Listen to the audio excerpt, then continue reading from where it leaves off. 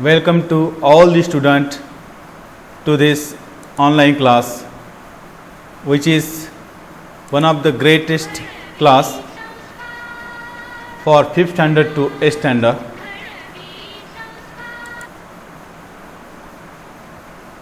Etiquette volume number 2.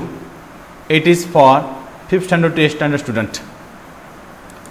I request all the students, please just try to understand what is the basic value of the morals of the etiquettes in your life. आज आप छोटे नहीं हैं. आज अगर आप 5th standard में हैं, 8th स्टैंडर्ड के बीच में हैं, तो आपको आपके खुद के विचारों का एक बेसिक तैयार होना बहुत जरूरी है, क्योंकि आप अपने व्यक्तित्व को पहचानना शुरू कर चुके हैं. बचपन छूटा, 4th तक ठीक था, आप 5th में हैं, 6th में, 7th में, 8th में हैं. यहाँ से आपके व्यक्तित्व को निखरना पड़ेगा. उसे दुनियादारी जो है, इन सभी श्रृंखलाओं में खुद को जोड़कर कुछ ऐसा एक व्यक्तित्व का निर्माण आपको करना होगा जिससे हमारा एक सुंदर परिवार बने, हमारे एक सुंदर समाज बने, हमारा एक सुंदर सा देश बने. अगर ये विचार अगर हमारे पास नहीं होंगे तो संस्कार हम पे कभी नहीं हो पाएंगे. तो ये किताब इन संस्कारों को, इन विचारों को आप तक लेके आ रही है. मैं हमेशा बार बार बच्चों को कहते रहता हूं, ये विचार ही हैं जो इंसान को बनाते हैं और बिगाड़ते हैं. अगर विचार इतने पावरफुल हैं, मैं हमेशा और एक बात बोलता हूं कि जो कुछ आज आप हैं वो आप नहीं हैं. तो आप क्या हैं? आपने कल जो सोचा था, मतलब विचार किया था, वो आज आप हैं. और आप कल क्या होंगे, आने वाले कल में क्या होंगे? तो जो आज आप विचार करोगे, जो आप सोचोगे, वो आपका कल का भविष्य तय करेगा. अगर विचारों में इतनी क्षमता है कि वो आपके भविष्य को बना सकती हैं और बिगाड़ सकती हैं, तो वर्तमान में हमें इन विचारों पे चलना सीखना होगा. तो ये विचार अब कहां से मिलेंगे? क्या है सुंदर सुंदर विचार? तो इस तरह से. ये केवल एक किताब नहीं है, ये संस्कारों का भंडार है. इन भंडारों को हमें एक एक चैप्टर के रूप में स्वीकार करना है और एक सुंदर व्यक्तित्व का निर्माण करना है. मैं बार बार भी यह भी कहता हूं कि इंसान पढ़ा लिखा हो सकता है, लेकिन संस्कार ही नहीं. संस्कार परिवार से मिलते हैं, लेकिन आज परिवार के द्वारा दिए गए संस्कार आज हमें इस स्पर्धा की युग में कहीं तो भी पीछे छोड़ देंगी, कहीं तो भी. तो अगर वो हमें पीछे छूटना नहीं है तो इन संस्कारों को उसमें और जोड़ते हैं. जो ये किताब पढ़ेंगे, इसका दोहरा फायदा होगा. आपको नए नए शब्द जानने मिलेंगे, कुछ शब्द पता भी होंगे, लेकिन मैंने उन शब्दों को भी यहां पे देने का प्रयास किया है.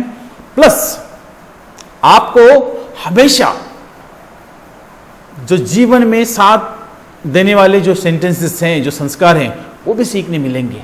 केवल पढ़ने के लिए मत पढ़िए, इसे आपके जीवन में उतारना है. इस नए संकल्प के साथ इससे जुड़िएगा. So once again, I request to all the students, these are not only the sentences, these are the moral of the life. So let's learn what that sentences are saying to you. Continually, I will with you. So please spread this knowledge to your familiar members. Familiar means परिचित, familiar members or others too. Spread this clipping to them, because it is not the part of the syllabus, it is the part of your life. So मैं बना, मेरे साथ कोई और बनना चाहिए, और फैलाइए. This is the knowledge. So I request once again to you, and let's go to start your first chapter of etiquettes, volume number 2 for 5th standard to 8th standard students.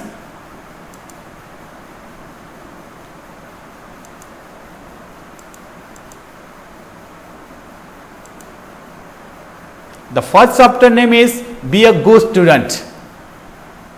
The red mark words are here, it means these are the hard word according to me, but I know number of students know the meaning of these words, but there will be the 5th standard student, small student, but 8th standard, 7th standard, 6th standard student can understand the meaning of that. But this clipping is same for 5th standard to 8th standard student, because that volume is dependent to all class, that is issue for all class.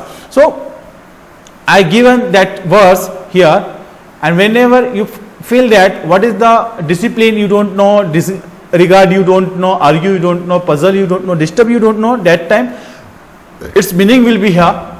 So let's go to start this new chapter, first chapter, and be a good student.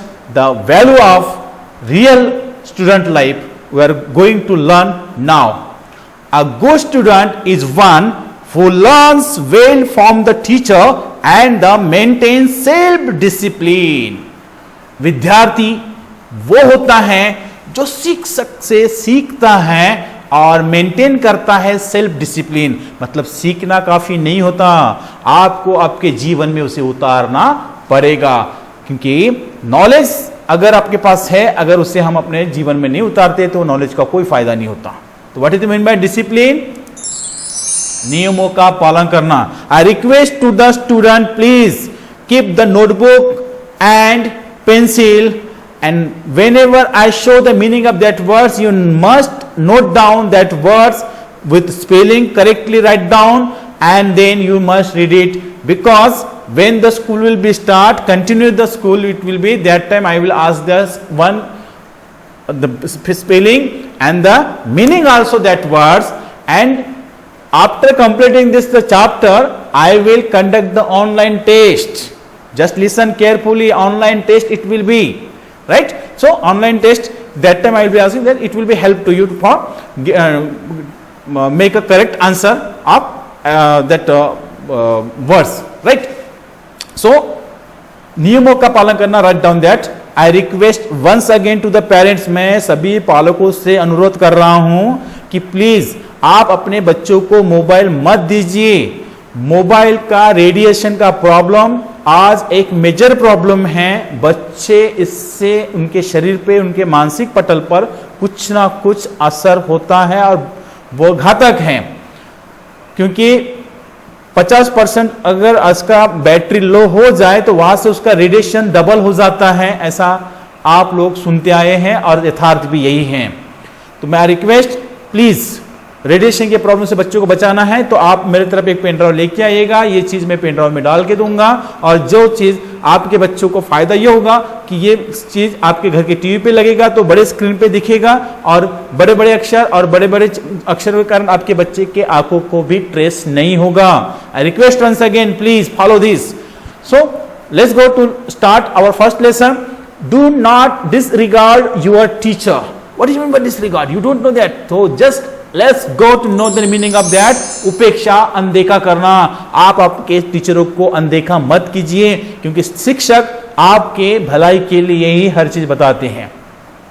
मैं आज 8th standard जो student है, 7th standard के students हैं, इन लोगों को हम बार बार कहा हूं कि बच्चे, आज हम लोग अपने मानसिक स्तर को इतना ऊंचा बनाएंगे कि आने वाले समय में हम लोग एसडीओ, बीडीओ, तहसीलदार, नायब तहसीलदार या जितने भी कॉम्पिटिटिव एग्जाम्स है उन्हें सक्सेस करने का जो पैमाना है, उस पैमाने पे खरा उतारने का अपने आप को भरघोस प्रयास करेंगे, और उसके लिए जो चीजें होती हैं वो चीजें हम लोग सीखेंगे। ये बार बार मैं बताता हूं, क्योंकि ये मुझे पता है अगर जो बच्चे मुझे अनदेखा करेंगे, हाँ सर तो बोलेंगे, बोलते रहते, अगर ऐसा हुआ तो समझिएगा आप अपने पैरों पे खुद कुल्हाड़ी मार रहे हैं। So I request once again to all the student, don't disregard your teachers.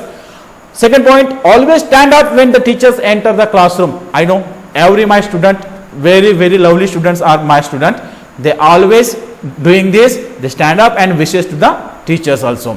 Never talk while paying wishes to the teachers. Never talk. नहीं बोलना है, कभी भी नहीं बोलना है जब आप किसी को विशेष कर रहे हैं। विश करना मतलब शुभेच्छाएं जब दे रहे हैं तब आपको आपके उस वक्त बीच में आपको नहीं बोलना है।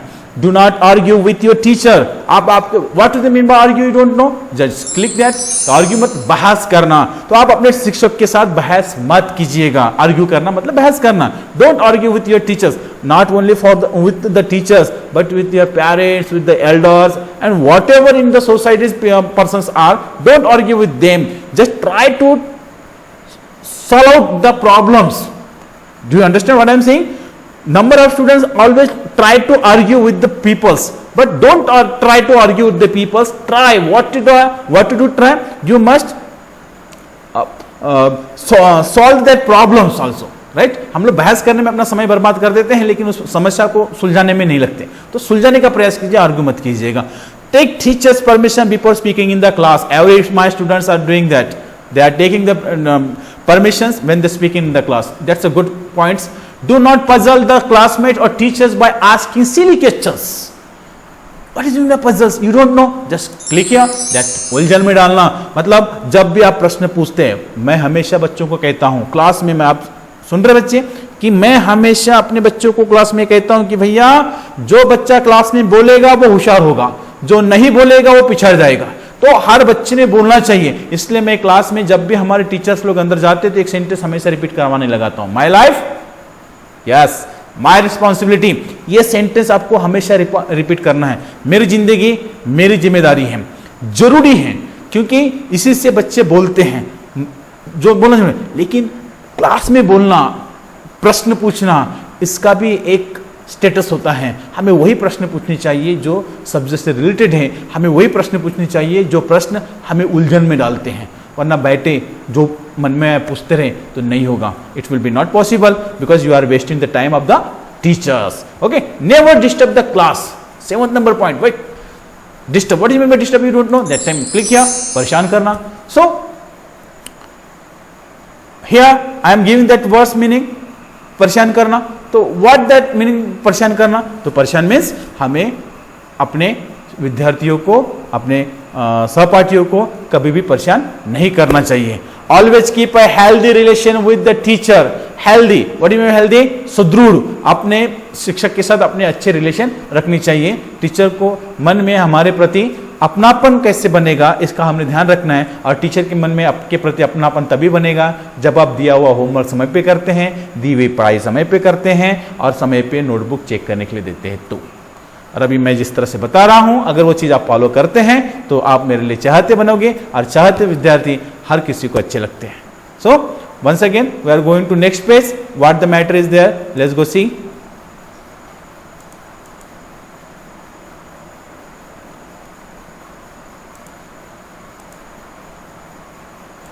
Something is problem, no, okay, open. Do not write on table walls of the classroom. Number of students I am saying, because the last 10 years I have the experience. Number of students when they have in classroom, they write the with pencil on that tables and that walls. Okay, they are making the design on that. So this is the ethics, this is the moral, this is the etiquettes. Don't write on table walls of the classroom. Do your homework regularly. आपको आपका homework regularly करना है. Every students are doing that. Study the lesson daily. This is compulsory. If you want to become a good student, that time study the lesson daily. Help others generously. What is the meaning by generously? Right? You don't know meaning. That time, right? उदारता के साथ. हमें किसी की मदद किसी अपेक्षा से नहीं करनी है, हमें मदद उदारता के साथ कर देना है. हमने एक हाथ से मदद किया तो दूसरे हाथ को हमको पता तो नहीं चलना चाहिए. इस तरह से हमारा सभ्यता हमें बताती है कि इस तरह से हमने मदद करनी चाहिए. Be honest and speak the truth. What is the meaning by honest? You don't know, then click. ईमानदारी के साथ, आपको ईमानदारी के साथ रहना है, ईमानदारी के साथ आपको बोलना है, सत्य को ही बोलना है. Never use abuse language. Abuse, what is mean by abuse? You don't know, then click. गाली गलौज के शब्द. मैं सभी बच्चों से रिक्वेस्ट करता हूं, I request to the all the student, please don't use the abuse words in home, in society, in school also, because मुंह खोलते ही आपकी औकात समझ में आ जाती है. गलत शब्द का चयन आपको गलत रास्ते पे लेके जाएगा, सही शब्द आपके भविष्य को बना देगा. So don't use the abuse word. Except easily the mistake done by you. Right? अगर आपने कोई गलती की है तो इसको सहजता के साथ स्वीकार कीजिए, यार हो गया मेरे से गलती, हो गया, जो नहीं करना था मैंने कर गया, मेरे से गलती हो गया। वरना क्या होता है, एक गलती को छुपाने के लिए इंसान दूसरी गलतियों पे गलती करते जाता है। इससे आप बहुत बड़ा समस्या में, बहुत बड़ी समस्या में आप फंस सकते हैं। So I request once again, accept easily the mistake done by you. So it is the chapter, this is very important chapter. I request to the student, please follow the sentences. These are not only sentences I am telling to you, these are the etiquettes, morals of the life, right? And these sentences will be help you to speak in English. These sentences are daily routine life sentences. आप किसी से बात कर रहे होते हैं तो यही सेंटेंस आपको बोलने होते हैं, तो इन सेंटेंस को आप यूज कीजिएगा। तो सीखना भी हो रहा है, संस्कार भी हो रहे हैं, और अंग्रेजी को अपने जीवन में उतारना भी हो रहा है। 2-3 चीजें एक प्रोजेक्ट में हम लोग साथ में कर पा रहे हैं। So I request once again to all the student, please apply the all the sentences in your life. It will be helpful to you to become a success in your future. So next page we are going to know, I think this is the end of the chapter, this is the last point. So we are going to know about this. Thanks to all, keep watching and dhanyawad. Thank you.